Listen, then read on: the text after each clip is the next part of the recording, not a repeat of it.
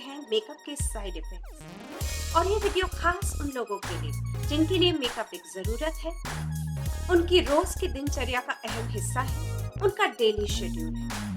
Makeup confidence boost करता है, हमारी खूबसूरती को चार चांद लगाता है, हमारी फोटोग्राफी को निखारता है, हमारी दाग धब्बे भी मिटाता है, छुपाता है। पर मेकअप के अपने नुकसान और साइड इफेक्ट्स भी हैं।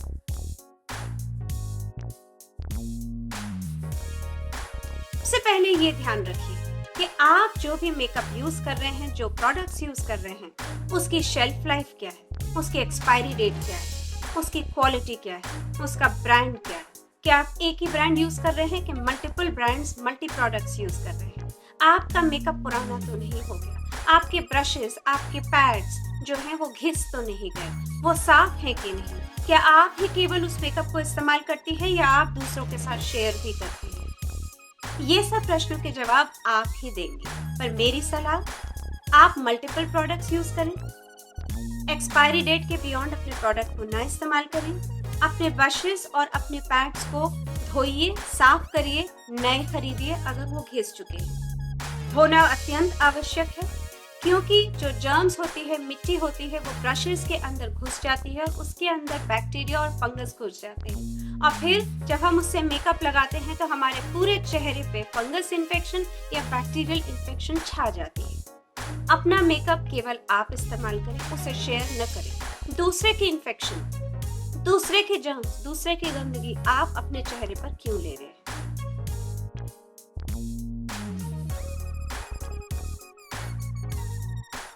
सवाल ये कि कौन सी बीमारियां होती हैं। मैं तो बहुत से नाम आपको गिना देती हूँ। Fungal infection, bacterial infection, staphylococcal infection, allergic reaction, contact dermatitis, darkening of skin, hyper pigmentation, hypopigmentation, यहाँ तक कि प्रीमेच्योर एजिंग ऑफ स्किन, यानी कि समय से पहले आपकी जो त्वचा है वो मुरझा ही नहीं जाती, डल ही नहीं हो जाती, बल्कि उम्र में बढ़ जाती है। साथ में डार्कनिंग ऑफ द लिप्स, आंखों के अंदर dry eyes, eye infection, acne, pimples, acne cosmetica, comedones, white comedones, black comedones. आइए एक एक करके समझाती हूँ। चलिए देख लेते हैं हम अपने टीनेजर्स को ही, जिनको मेकअप का बहुत शौक है। अब इनके शरीर में हो रहा है हार्मोन चेंज, इनकी डाइट भी थोड़ी गड़बड़ रहती है और साथ में जर्म्स भी।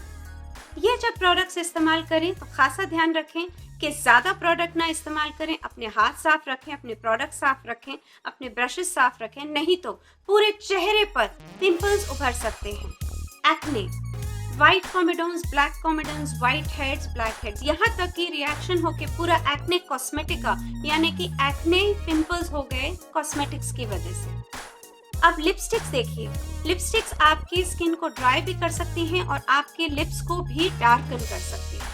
ब्रशेस को देखिए, ब्रशेस अगर आप इस्तेमाल कर रही हैं और बहुत रफली इस्तेमाल कर रही हैं तो जो फ्रिक्शन हो रही है उसकी वजह से darkening of skin, hyper pigmentation हो रही है। और अगर इसी के ऊपर धूप पड़ेगी तो और भी ज्यादा टैनिंग और हाइपर पिगमेंटेशन होगी। यदि आप बिंदी इस्तेमाल कर रही हैं तो देखिए कि बिंदी की जो ग्लू है उसकी क्वालिटी क्या है, उसकी वजह से आपको कॉन्टैक्ट डर्मेटाइटिस हो सकती है, लाइटनिंग ऑफ स्किन, हाइपोपिगमेंटेशन हो सकती है। यदि आप मस्कारा इस्तेमाल कर रही हैं तो ज्यादा कॉमनली मत इस्तेमाल करिए, क्योंकि जो आंखों के अंदर टीयर्स होते हैं उसकी फिल्म टूट जाती है तो उसकी वजह से ड्राई आईज हो जाती हैं। यहाँ तक कि अगर आप काजल पेंसिल भी लगा रही हैं तो भी ध्यान रखिए कि जो काजल है वो कम लगाएं और आपकी जो पेंसिल है वो साफ हो, रेडनेस ऑफ आई ना हो, स्टेफाइलोकोकल इन्फेक्शन आई की ना हो। कोई भी प्रोडक्ट इस्तेमाल करें, देखिए कि क्या वो हाइपो एलर्जेनिक है, यानी कि कम एलर्जी कॉज करने वाला है, क्या उसकी टेस्टिंग हुई है, क्या वो एनिमल टेस्टिंग हुई है कि नहीं। इंसानों में तो खैर टेस्टिंग करते ही नहीं, पर आप जब उसे इस्तेमाल करें तो जल्दबाजी में न रहें। सबसे पहले पैच टेस्ट कराइए। पैच टेस्ट यानी कि आप अपने हाथ पे एक इधर की जगह में या यहाँ पर आप एक पैच लगाइए उस कॉस्मेटिक का और देखिए 24 घंटे बाद कि उसमें लाली या खुजली या रेडनेस तो नहीं हो रही है। यहाँ तक कि जैसे हम हेयर कलर भी कॉस्मेटिक में अगर ऐड करें तो उसका भी पैच टेस्ट होता है। मेकअप के अंदर बहुत सारे केमिकल्स होते हैं हैवी मेटल्स भी होते हैं, इनऑर्गेनिक मेटल्स भी होते हैं, जैसे निकल, कैडमियम, आर्सेनिक, क्रोमियम, लेड।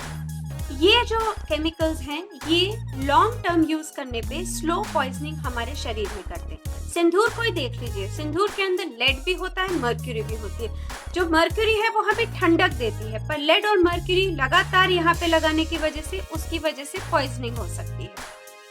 ये माना गया है कि ये जो केमिकल्स हैं और साथ में जो प्रोडक्ट्स हैं जैसे कि कोल्टार, फॉर्मल्डिहाइड, ये जो है ये स्किन कैंसर के साथ रिलेटेड है। पर क्या कॉस्मेटिक्स स्किन कैंसर कॉज करते हैं, इसका कोई डायरेक्ट कोरिलेशन नहीं पाया गया। जो हम अपने फेस पे ग्लिटर्स लगाते हैं, चाहे वो आई शैडो में हो, चाहे ब्लश ऑन में हो या अपनी लिपस्टिक में हो, उसके अंदर माइका होता है। ये भी एक केमिकल है जो रिएक्ट होता है। सारे ही कॉस्मेटिक्स में केमिकल होता है, तभी उसकी शेल्फ लाइफ होती है। इसके बारे में आगाह रहिए। अगर ये नुकसान है तो फिर बचे कैसे?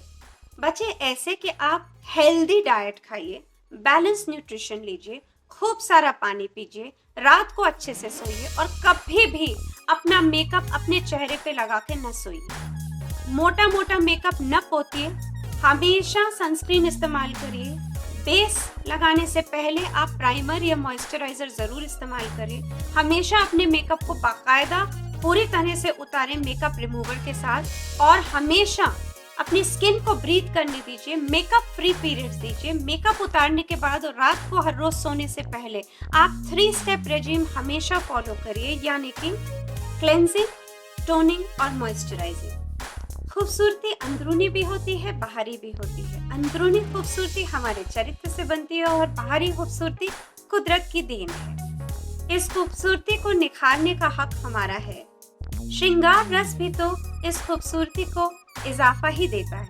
अपने सौंदर्य को निखारिए, पर बचा के रखिए केमिकल्स और मेकअप के साइड इफेक्ट से। इसी के साथ मैं डॉक्टर पूजा दीवान आपसे इस शो में अलविदा लेती हूँ। और यदि मेरा ये वीडियो आपको पसंद आया तो जरूर लाइक दें, कमेंट सेक्शन में कमेंट करें, शेयर करें और सब्सक्राइब करें इस चैनल को।